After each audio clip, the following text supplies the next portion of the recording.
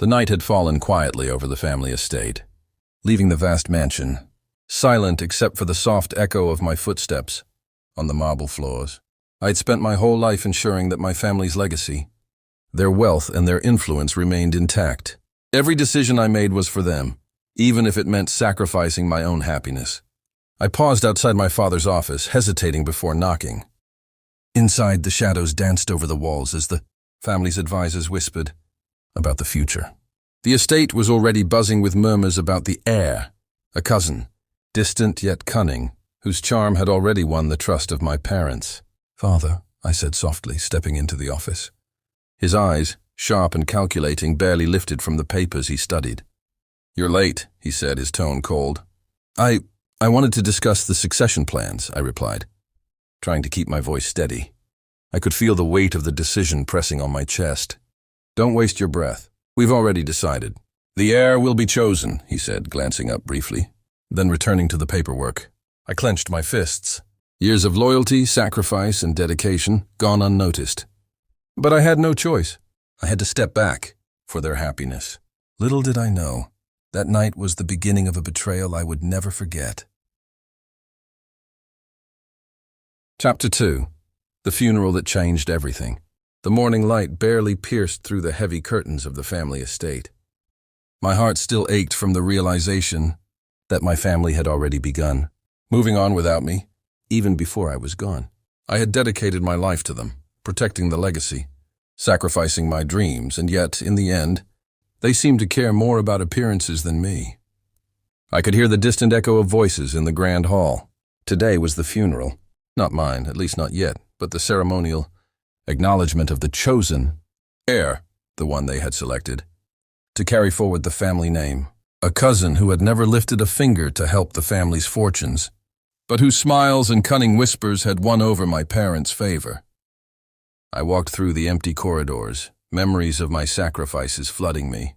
Every late night spent securing business deals, every personal dream deferred, every quiet moment I had surrendered for their comfort. It all felt meaningless now. The guests began to arrive, unaware that I was here, walking silently among them. They whispered about the heir, his future, his expected successes, the grand legacy he would inherit. Their words pierced me like daggers. They were celebrating a hollow choice, one that ignored the years I had devoted entirely to them. And then, it happened, the moment that would mark the final straw. I saw them, my parents, smiling, proud, and completely blind to the truth of my devotion. They were applauding the cousin who had manipulated his way into their good graces, never realizing who had truly built what they now cherished. I wanted to scream, to reveal everything I had done to show them the truth. But I held back. I had made a choice long ago to sacrifice my own desires for the family's happiness, even if that happiness was misplaced, even if it meant being forgotten. As the ceremony proceeded, I felt a strange calm wash over me. Perhaps this was my fate, to be invisible, to be sacrificed, to watch as my family blindly embrace someone unworthy. But deep inside, a spark ignited, a whisper of something that would one day change everything. I left the hall silently, my face expressionless, my heart quietly plotting. If they believed they could erase me, they were gravely mistaken. The world may not have acknowledged my worth yet, but it would. Chapter 3. The heir they chose. Days passed since the so-called funeral, though it wasn't mine yet. It was merely a celebration of their decision to crown a fake heir. I watched from the shadows, unnoticed while they lavished attention and praise on the cousin who had manipulated his way into their favor. I remembered every sleepless night I had spent protecting the family fortune, every sacrifice I had made to secure their empire. And now all of it was ignored. Their eyes gleamed with pride, but it wasn't for me. It was for someone who didn't deserve it, someone who had never lifted a finger for the family. At first I felt anger, the raw, burning anger of betrayal. How could they be so blind? How could my blood relatives turn their backs on the one who had carried the weight of the family for years? Then came a strange calm. My pain transformed into determination. If they wanted to celebrate someone unworthy, fine. Let them. I didn't need their approval. I had knowledge, skills, and experience that they would never see coming. I walked through the estate halls at night, observing their celebrations from a distance. The fake heir laughed, basking in their adoration. My parents congratulated him, showering him with gifts and promises of power. Each smile, each handshake, each word of praise was a reminder of how invisible I had become in my own family. And yet, in the quiet moments, I began to see possibilities. Their pride in him was their weakness. Their trust in someone untested was their vulnerability. The very empire they had entrusted to a liar was mine to reclaim if I had the patience, the cunning, and the determination to do so. I began to plan, not with violence, not with rash decisions, but with strategy. I would rise not just as the forgotten son, but as the one they could never ignore again. The world would witness my power, and my family would regret every choice that had cast me aside. I stepped back into the shadows, my mind racing with possibilities. Every move, every whisper, every decision would be calculated. The day of reckoning wasn't far. It would come quietly, but it would be absolute. I smiled faintly to myself. They thought they had chosen the heir, but they hadn't seen me coming. Chapter 4. The Web of Lies. The days following the fake heir's coronation were a mix of chaos and deception. My family paraded him around like a trophy, flaunting their blind trust in a man who had manipulated them with every word, every smile. I observed from the shadows, my heart a mixture of cold rage and calculating patience. Each conversation I overheard, each whispered plan they shared, revealed their vulnerabilities. Their blind confidence was their downfall. They had no idea that their so-called perfect heir was a fraud, and that I, the true son, had the knowledge and skills to reclaim everything they had foolishly handed away. At first I considered confronting them, exposing the lies in a fit of anger. But experience had taught me that hasty action only leads to failure. Instead, I moved quietly, taking notes on every interaction, memorizing every weakness, and crafting a strategy that no one would see coming. I wandered through the estate late at night, past the grand halls where laughter echoed, and into the hidden chambers where the family's true secrets were kept. I touched the ledgers and accounts I had once maintained, the blueprints of businesses I had helped build. Every piece of knowledge I possessed was a tool, and I intended to use them all. The fake heir believed he was untouchable. My parents treated him as if he were the pinnacle of the family legacy. But I knew the truth. He had no loyalty, no understanding, no capability beyond cunning lies. And that arrogance would be his undoing. I began to manipulate the shadows, planting subtle hints and suggestions, letting small incidents unravel their trust. A misplaced document here, a misinterpreted conversation there, nothing overt, nothing that could point back to me. Slowly the cracks appeared. My family began to worry about the heir they had chosen, sensing that something was off, though they couldn't put their finger on it. Yet even as I orchestrated these moves, I reminded myself that patience was my greatest weapon. The time for open confrontation had not yet come. Every smile I gave in public, every silent nod I offered, was a mask hiding the storm brewing beneath. And in those quiet moments, alone in the darkness, I allowed myself a fleeting thought of satisfaction. The heir they trusted so blindly was already stepping into my carefully laid trap. Soon, the moment would arrive when I could reclaim my rightful place, not through force, but through strategy, intelligence, and timing. I clenched my fists, feeling the surge of determination coursing through me. They had celebrated the wrong person, laughed at my absence, and dismissed my value. But soon they would see that I was the one they had underestimated. I was not gone. I had only been watching, learning, and preparing. And when the day of reckoning came, I would not just return, I would rise as the son they had ignored, the heir they had forsaken, and the one who held absolute control over everything they thought they had given away. The night deepened around me, but my resolve shone brighter than any candle. Patience, precision, and cunning, these would be my allies.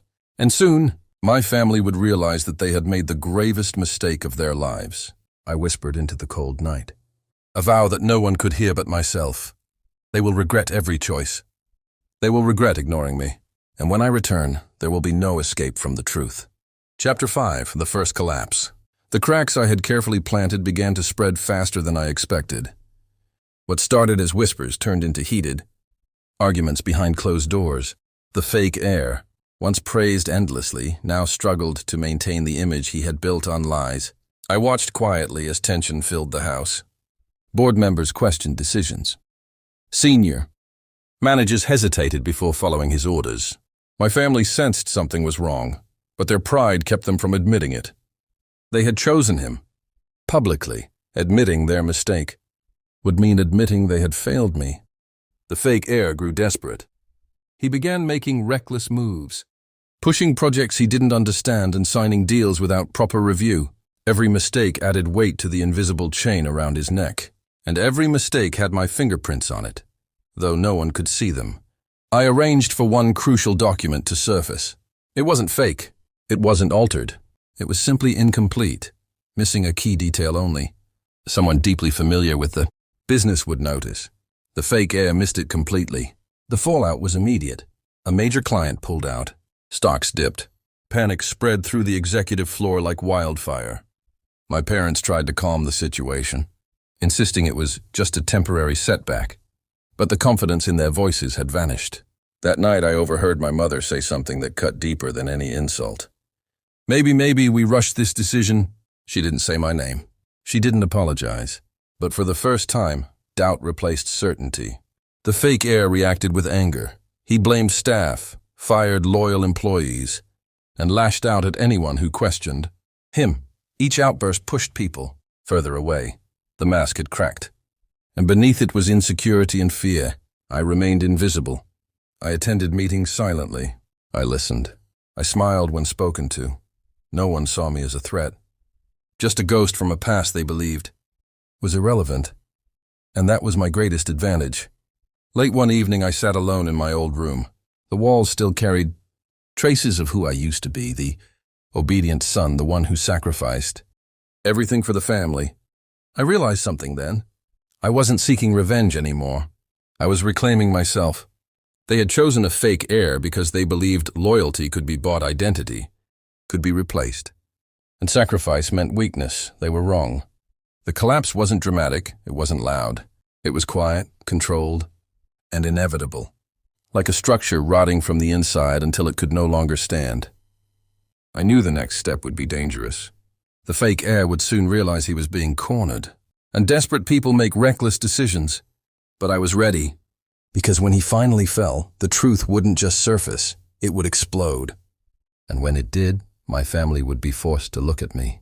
Not as a forgotten son, but as the only person capable of saving what they had destroyed. The game had shifted, and this time I was no longer reacting. I was in control. Chapter 6. When the truth fights back.